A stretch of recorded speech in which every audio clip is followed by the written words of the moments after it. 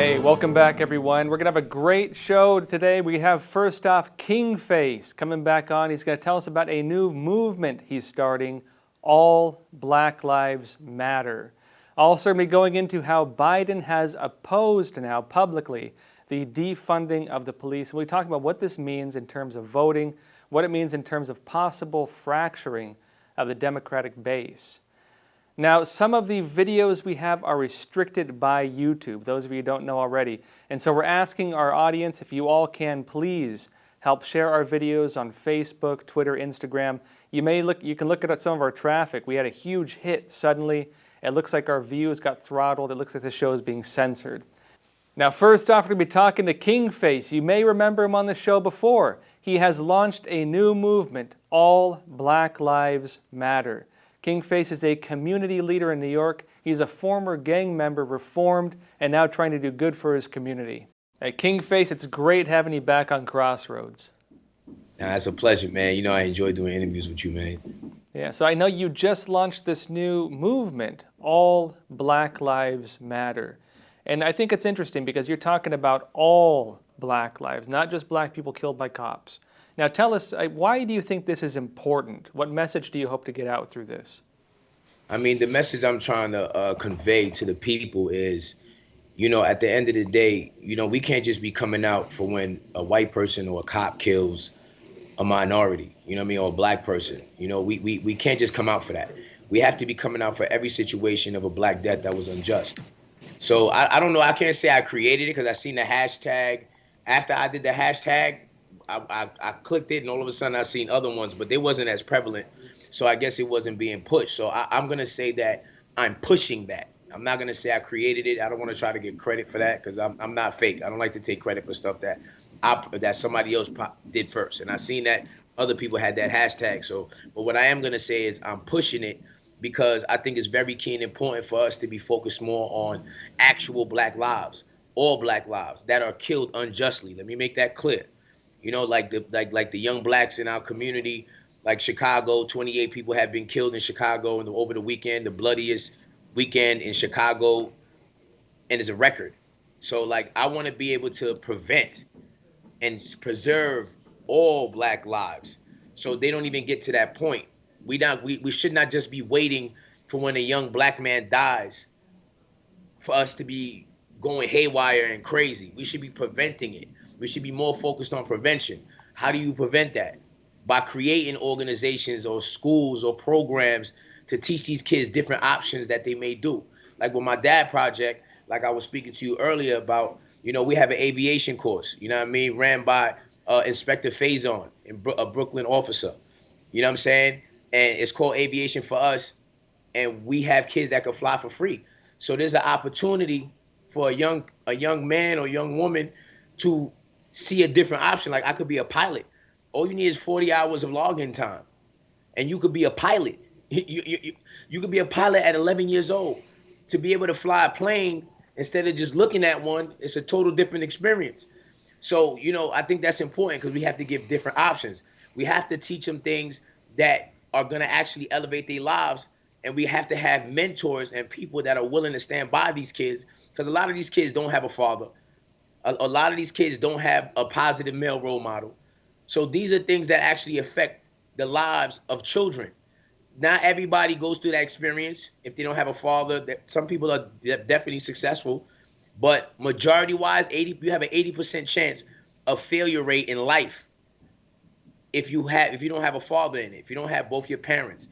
So this is key. So we have to start adding initiatives that actually work. We can't focus on just when a young black person dies. I mean, we could show up for that as well. You know what I'm saying? But we have to actually focus more on the prevention. It's just like when they say, if somebody, try not to get an STD, the first thing you should be teaching them is to wear a condom.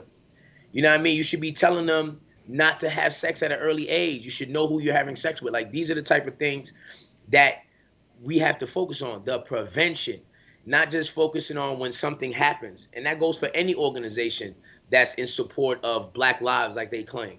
You shouldn't just be around just for when somebody dies. Because I look at Black Lives Matter and to me, I think they're real focused. They should change their name to be Black Dead Men Matter. You know what I'm saying? Like they should just say that. You know what I'm saying? Because it fits more of what they're really doing. So with all Black Lives Matter is more of a focus on making sure that we represent every situation. If there's a gang shooting and somebody dies, we should be marching there every single day, like they're marching every single day to make sure there's nobody that gets shot in those next however long we're there. Black Lives Matter have the budget to do that every day and pay people every day to do that. So you have to prevent the situation. You could say if they have people marching in those neighborhoods full of crime and they're not destroying it, you have to, and they're not destroying it. That 1 week of us being there, we probably saved 20 lives because you got to look at in 2 days you have 23 people I think that died in Chicago. So imagine Black Lives Matter was marching over there peacefully all the time. You think those people would have died? Ain't nobody shooting nobody when all that's going on. Ain't nobody trying to do that. So this is why I'm trying to explain to people like it has to be more about prevention. So that's why I push the all Black Lives Matter situation because I feel like that's more what we need instead of just saying Black Lives Matter. Like of course it sounds weird. It's like oh well they already saying Black Lives Matter. Yeah, but Black Lives Matter only comes around for when there's a dead black man. So all Black Lives Matter. We should be coming around for keep prevention of keeping young black men from dying. When they're killed unjustly, we should show up as well. When whatever situation, we should be focused on that. Focused on preventing young black women from killing their children. Because I can't put the full blame on Planned Parenthood, even though they make the access easier. Because it's also a choice for us as human beings whether we want to take a life or not. That's our choice. Like nobody can force you to do that. It has to be a choice. So we have to start speaking to these young ladies that do get into situations when they get pregnant, to not think about killing their child. If they feel like they cannot raise their child, then they should be looking into adoption. There's other options.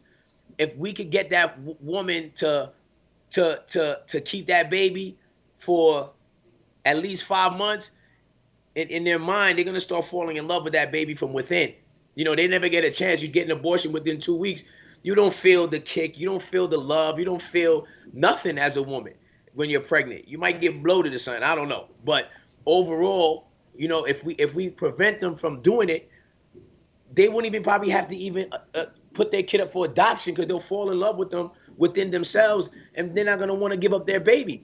They're gonna want to be a parent. And those same women, we should be supporting them and make sure we set them up to be a successful parent if the father's not around. You know what I mean? So this is what I mean by all Black Lives Matter. Every situation that involves Black lives, we should be standing strong for those situations, not just when a black man dies. Now we're in an interesting place in this country where really there are thousands and thousands of people going out on the streets and standing up for injustices as they see it against the black communities. And you see a lot of white people out there. Now, in my opinion, we're seeing like 4 different protests right now. And media are focusing on whichever one they want to make the main picture. Some of them want to show the rioters. Some of them want to show the violent protesters. Some of them want to show the looters. Some of them want to show the peaceful protests, which is the majority of it. There are many different protests taking place right now. But there's something interesting, which is there are a lot of people right now paying attention to this issue. And so if you could tell them something about what you would hope they would understand about black communities and what you really need, what would you tell them? We need education. We need to basically go on reset because we've been indoctrinated and taught that as a black person, when you have this skin color, that you have disadvantages. That is a lie. Maybe 120 years ago, it might have been a factual thing. But even 120 years ago, you had people that created $1 million businesses, which in this time will be equivalent to $1 billion. So it's not like we can't do it. We very much can. We have all types of opportunities to do so. So when people, like I always tell people, the opportunity is for everybody, but the outcome is not going to be the same. You have equal opportunity. We have equal opportunity, but we don't have equal outcome. That's all determined on how hard you work. But overall, like I said, is educating them. What's the word I could use for computers when you starting them over? Rebooting. Rebooting, yeah. We change, delete everything that's in the computer and put information that's actually helpful, like telling them your skin color doesn't determine where you're going to be in life.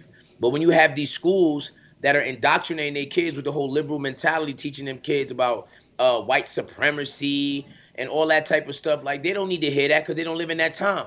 So We live in a different. you think that is disempowering them when they tell them that? Is that accurate? Is that what you're saying? Most definitely. Like, what would make you? What would push you to do anything if people are telling you you can't do it? Like, why? That's why we don't have a lot of black pilots. You know what I'm saying? Because people are telling you you can't be a pilot. People think that we don't have a black airport, a black plane company. We do, and it's ran by a black woman. So when you show these kids, it's the same thing like with Obama. Like I told you before in the last interview, why I voted for Obama. People get to see that it can happen, and once people see it can happen, now you have more people that feel like they could do it and will go hard to make it happen because they know it's possible. You understand what I'm saying? They have to see it. So that's why I always show people like, look, this is the black airport that you guys say we couldn't have. Oh, this is the black banks that you said we couldn't have. Oh, this is a thriving black community that you said we couldn't have. Oh, you said we couldn't have our own studio. You have Tyler Perry, who has the biggest studio, bigger than Universal Studios, for shooting movies and all type of stuff. Like, so all these things that they claim we can't do, we've done it. So for some people, the reality is people are lazy. They don't want to work. They don't want to work hard, and they want an excuse for not building themselves up because they're lazy. That's the reality. We got to stop hiding and running from that. They're lazy. They don't want to do good. They don't want to make better decisions. They don't want to, because as soon as I wanted to make a better decision, my life changed for the better. I've never experienced racism in my life. I've never had white people talk down to me. I've never had that in my life. I've never experienced it. So people can't tell me. I'm not saying my experience equates to everybody else's experience, but I know a lot of times these people be making up these stories. They'll just automatically say if somebody's racist because they're white and they ain't let them get their way and they're black. So automatically, you're not giving it to me because I'm black. Wrong. There's black people that really believe they can't get loans. They really believe this because of the color of their skin. That is a lie. White people can't get loans just because of the color of their skin. What are you talking about? And if that's the case, you better get cool with some of your white friends and send them to the bank so they can just get a loan and tell them to give you half. You feel what I'm saying? So it to me, it doesn't make sense. Like people always looking for a reason to stop themselves instead of understanding that if there's a wall there, you could climb it, hurdle it, or run right through it if you're that determined. So it's just excuses for being lazy and not really wanting to better your life. Some people rather be in their house playing video games all day. You know what I mean? They rather just be chilling with girls all day or hanging with their boys in the corner, smoking weed and drinking.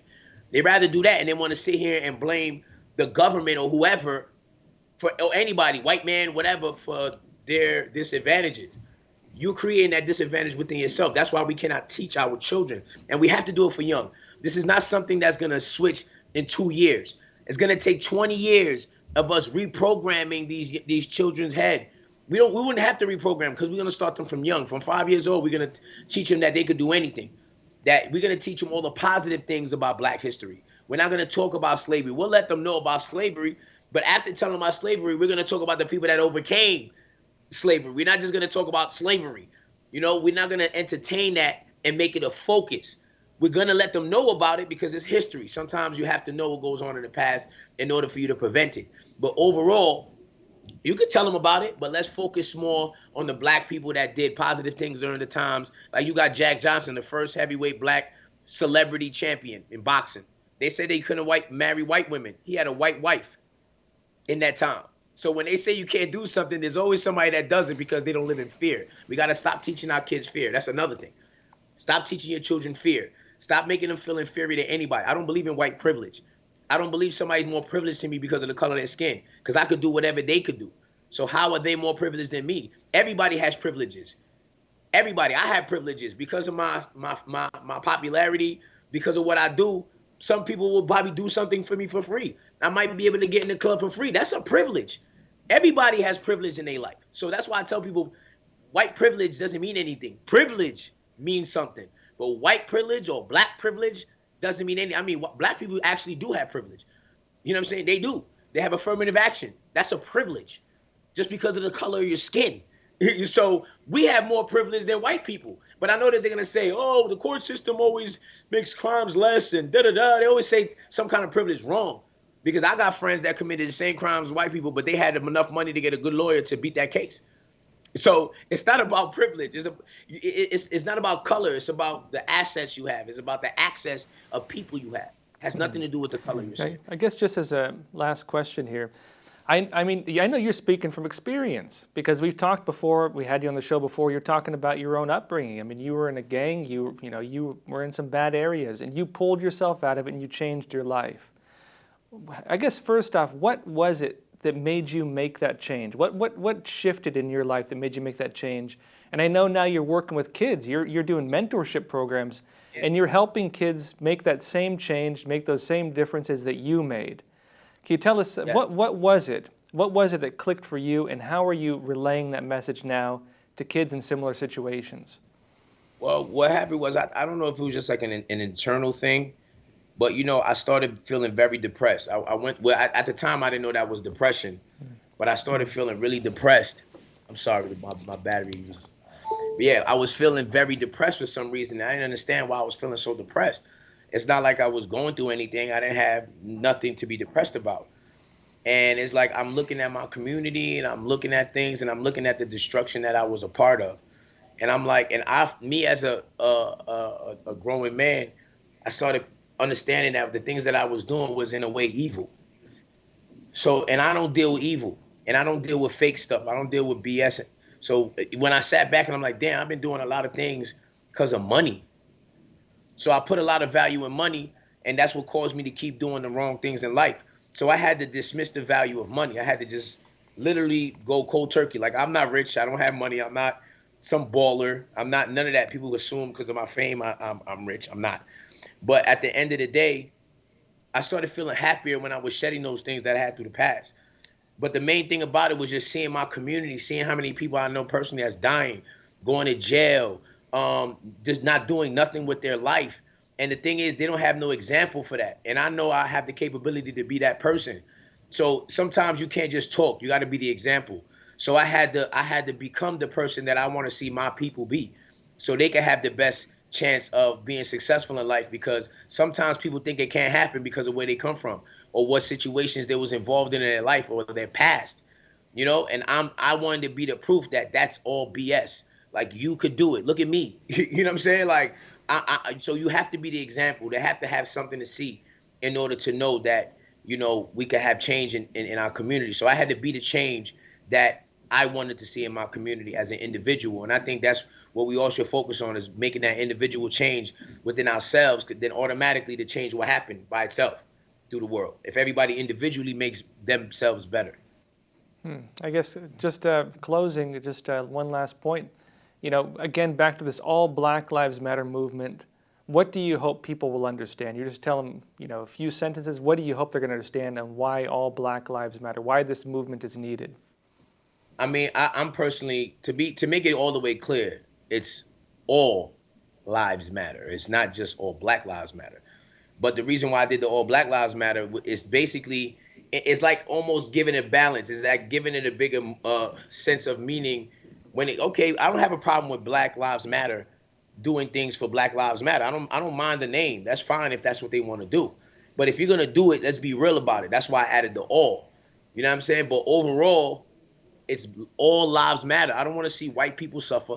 I don't want to see Asians, Hispanics, my people, black suffer. I don't want to see anybody suffer. I'm an American. I don't want to see no Americans suffer. I think we should focus more on being Americans than being a color, but that's for another time. But overall, I don't want to see anybody suffer. That's why you see I add the all lives matter as well, because I'm for the people, bro. I'm not for a specific type of people. Because then if you say you care about people, you have to care about all people.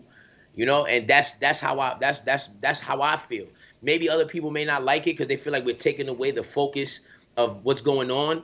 But for me, y'all not even doing what's going on. Y'all not even focusing on what's going on, like all the black deaths that we're having in these communities. So I don't want to be a part of that.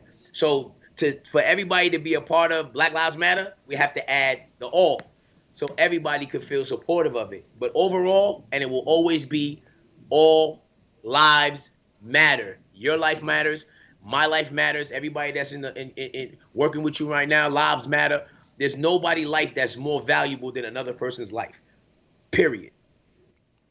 KingFace, thanks again for being on. A pleasure as always. Nah, man, thank you, big bro. You know I love, doing interviews, man. You got a good heart. You're genuine. You don't force nothing. You're a good host, and I appreciate you, man. Thank you to Epoch Times. And like I say, anytime you need me, man, I'm here for you. Appreciate it. Thanks again. Thank you, brother. Now, we're going to be talking about Joe Biden, the Democrat Party nominee, saying that he opposes this movement to defund the police. A big question will be, what does this mean for the Democrat voting base? Now, first off, we'll jump into a clip of what Joe Biden has said. Do you support defunding the police? No, I don't support defunding the police. I support conditioning federal aid to police based on whether or not they meet certain basic standards of decency and honorableness and, in fact, are able to demonstrate they can protect the community and everybody in the community. Now, a bit of background on where things are at right now. 9 members of the Minneapolis City Council have said they'll begin the process of ending the police department. And notably, the Minneapolis mayor was booed when he refused to support this. We have a video clip of this here. And so if the question is, if we're reimagining entirely what the Minneapolis Police Department looks like, I am entirely in favor of it. However, as I've mentioned previously, I'm not for abolition of the police department.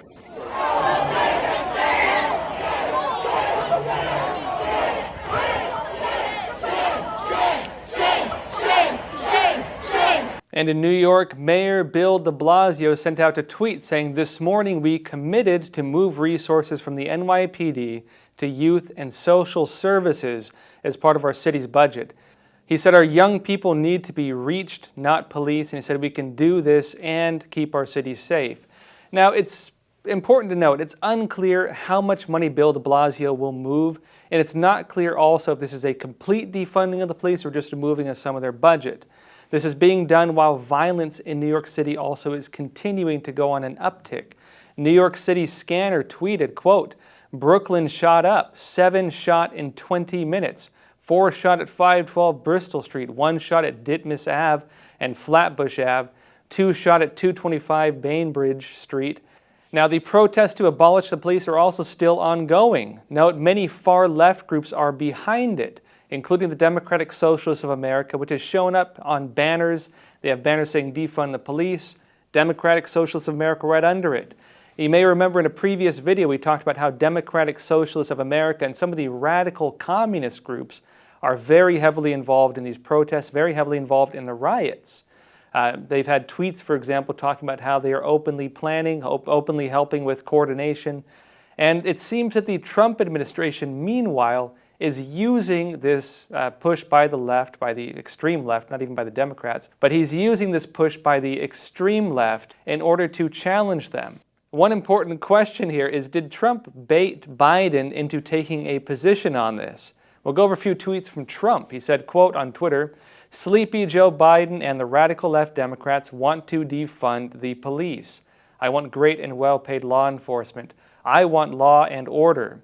He also said on Twitter, "Not only will Sleepy Joe Biden defund the police, but he will defund our military. He has no choice. The Dems are controlled by the radical left." And pretty much what Trump had done here in terms of Trump's strategy, Biden was not taking a stance. A lot of the Democrats are not really taking a stance. They have mostly now. But it seemed that the interest of Biden was to not talk about this, not to take a position. Because on one side he takes a position, he's going to marginalize either the moderates or the far left of his voting base. By calling him out, by saying publicly on Twitter that Joe Biden supported this, he challenged Joe Biden to either say yes, he supports it, or let Trump continue saying that, or to come out and deny it, which is what Biden actually did. Now, Bloomberg reported on this. They said President Donald Trump is seeking to tie Joe Biden to activist calls to defund the police in an attempt to paint his likely 2020 opponent as weak on crime and vilify Democrats pushing for police reform, even though Biden hasn't embraced the slogan. And they continues on this now. It was after Trump said Biden would support the policy that Biden had to come out and deny it. Now, it's important to note his campaign did clarify that he supports some community programs, such as funding for community policing programs to help relationships between the officers and the residents. He's also in support of more training programs for officers. But here's the broader context. Now, only 16% of Americans want to defund the police. 65% oppose this. Democrats, meanwhile, have begun embracing the calls to defund or even abolish police departments. But a YouGov poll, this is according to that article, shows that only 16% of Americans approve of that, including just 33% of Black Americans. This poll, conducted on May 29 to 30, before the worst of the rioting in New York, Washington, Santa Monica, and other cities, included 1,060 adults and asked a variety of questions about what kind of police reform people support. Now, defunding the police came dead last. 65% of Americans oppose it. Only 16% of Democrats supported it, the same proportion as Americans overall, meaning that it seems that the only people who do support this idea are Democrats. And the only people who might be marginalized if someone comes out and opposes it, it's not going to be Trump's voter base, it'll very likely be Democrats. It continues, the highest proportion of support, 25%, was among millennials, ages 30 to 44. Now, CNN is reporting, is defund the police a massive political mistake? And again, this is tying into the politics of it, the political interest of taking a side with this. And listen to what they said here. They said while those moves are unlikely to impact the political futures of either de Blasio or Minneapolis City Council members, the ones who are backing it on the political level, both are in strongly liberal enclaves. This is CNN reporting this. They continue, the push for defunding the police following Floyd's death carries massive political risk for Democrats more broadly. They say national Democrats, meanwhile, have spent the last few days dodging questions about whether they support defunding efforts. Now, New York City Representative Hakeem Jeffries, the fourth-ranking House Democrat, on CNN said Sunday this when asked about defunding the police. So, as you know, there is some disagreement within your party about whether or not police departments should be defunded. Where do you stand? Well, from my standpoint, you have to look at that on a case-by-case basis. In addition to that, Congressional Black Caucus Chairwoman Representative Karen Bass was similarly skeptical in an interview Sunday with CNN's Jack Taper. This is what she said. Now, I don't believe that you should disband police departments, but I do think that in cities, in states, we need to look at how we are spending the resources and invest more in our communities. And so what does CNN have to say about this? Again, very supportive of the Democrat voting base. What do they have to say? They said this, quote, the political problem for Democrats is this. They are now being backed into a corner by activists who are demanding radical change. But it's not at all clear that a majority of the country supports a policy that would defund the police. Democratic leaders need to change the conversation to be about reforming police departments and reallocating some resources for more community building and less militarization. Now, a bit of analysis on this. This shows Biden is fracturing the Democrat voting base, or at the very least you could say that by having to take a stance, he has been forced to do that because Trump called him out on it and he had to take a stance. Now, what does this mean for the BLM types, for the 16% of Americans, those millennials aged 33 to 44? What does it mean for them who actually do support this, that 16%? Again, that 16% is on the Democrat side. Pretty much nobody on the Republican side seems to support it. Now, notably, the anti-police movement is conventionally a very fringe libertarian stance, not a Democrat stance, not a socialist stance, not even really, kind of an anarchist stance. Even the minarchists believe in having some police and some military. Again, this is more so on the realms of the extreme libertarian right that want to defund the police. For example, the sovereign citizen types, those are the ones who usually want to defund the police. Democrats and socialists usually look to create more government power. They usually want more powerful government. In fact, one of the main platforms of DSA, the Democratic Socialists of America, is that government is your biggest protector. And so does it serve the interest of this voting base to begin saying, taking away that protection? It does not seem that's the case. Now, supporters talking about things like establishing community police, banding together to create armed groups on the community level, that's what many libertarians and Tea Party supporters would actually get behind. They call it an armed militia. And so, I mean, what happened here? Did somebody bait the socialists and Democrats into becoming libertarians? Is that what we're watching here? It's a bizarre thing to watch. It does appear that the Democrats are trying to back off from that. It appears they're trying to separate themselves from it. Even we noted that CNN article noting this shift, saying that they need to start moving away from it and changing the conversation. So we can expect them to begin attempting to do that, to change the conversation from defund the police to, reform the police and these types of things.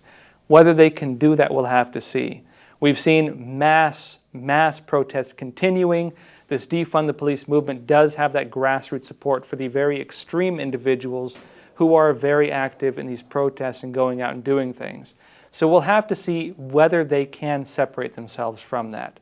We'll be reporting on this as it develops.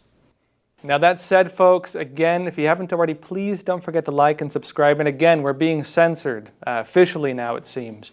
Look at our views. You can see we were doing really great a couple weeks ago and suddenly tanked. It appears YouTube is throttling some of our traffic. It appears that the show is being heavily censored. If you want to show your support, share this video. Twitter, Instagram, Facebook. Again, really need your support helping us get this out there.